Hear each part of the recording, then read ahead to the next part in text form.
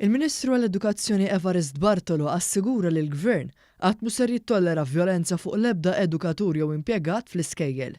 Il-Ministru Bartolo qal dan b'reazzjoni għal stħarriġ mhux xjentifiku li ġie pubblikat mill-Union tal-Għalliema l-MUT u sostna li l-Ministeru ser jieħdu passi immedjati biex l-esperjenzi li ġew deskritti ta' mġiba aggressiva u vjolenti fuq edukaturi jkomplu jiġu mwieġba. Rapport imqar wieħed li jkun hemm fuq vjolenza jew mġiba aggressiva fl-edukaturi tagħna l-edukaturi tagħna fl-iskejjel nieħdu l-passi kollha meħtieġa u dan huwa magħruf.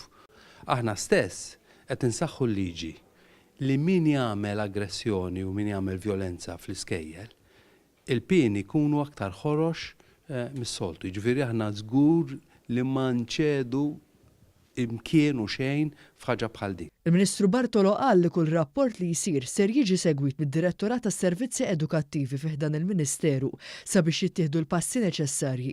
Fakkar ukoll kif il-Gvern ħarraġ il-pieni fil-konfront ta' dawk li jwettqu abbuż fuq l-edukaturi. Is-Sur Bartolo żied jgħid li l-Ministeru ser iniedi sit elettroniku fejn kull edukatur fl-iskejjel ser ikun jista' jagħmel rapport fuq kull tip ta' mġiba mhux xierqa. Apparti dan, il-Gvern ser isaħħaħ is-sistemi ta' sigurtà fl-iskejjel tal-Istat b'investiment ta' 280,000 euro.